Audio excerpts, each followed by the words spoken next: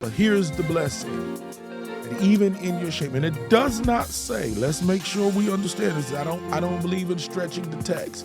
It does not say for your shame that others caused and that you didn't cause. It doesn't say that. Regardless of the source, regardless of where the shame has come from, the word says, the promise is that this is the season that the shame over your life is going to be replaced with double.